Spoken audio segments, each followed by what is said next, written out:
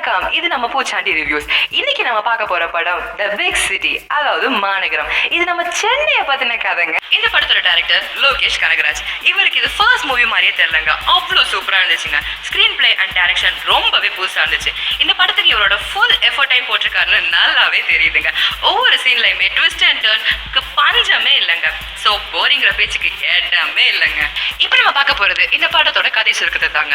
Sandeep Krishnan full டைமா ரெஜினாவை love பண்ணிட்டு part டைமா ஜாப் தேடிட்டு இருக்காரு. Regina the hot and cutest girl. இவங்க ஒரு பெரிய ஐடி கம்பெனில ஹெச்ஆரா வேலை பார்க்கறாங்க. இந்த மாதிரி ஒரு ஹெச்ஆர் இருந்தா பசங்க எல்லாம் சண்டே கூட வேலைக்கு போவாங்க. இப்ப ஸ்ரீ வந்துட்டு திருச்சியில இருந்து சென்னை வந்து வேலை தேடுறாரு. அவருக்கு ரெஜினா கம்பெனில வேலையும் கிடைச்சிருதுங்க. சார்லி வெளியூர்ல இருந்து வந்து சென்னையில ஒரு கால் டாக்ஸி டிரைவரா வேலை பார்க்கறாருங்க.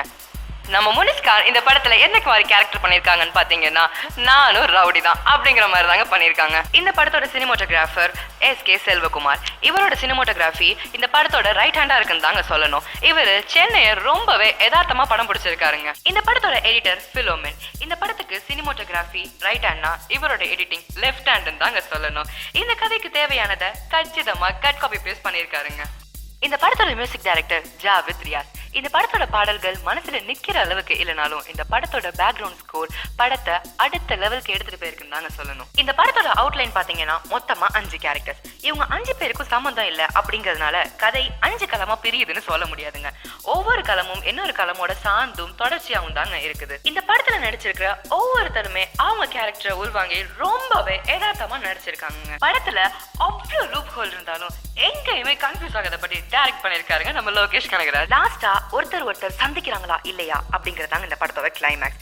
அததான் இந்த படத்தோட டைரக்டர் ட்விஸ்ட் அண்ட் டர்னோட ரொம்பவே அழகா சொல்லியிருக்காருங்க. சுருக்கமா சொல்லணும்னா இந்த படத்தை நம்பி தியேட்டர்ல போய் பார்க்கலாங்க. சோ மறக்காம தியேட்டர்ல போய் பாருங்க.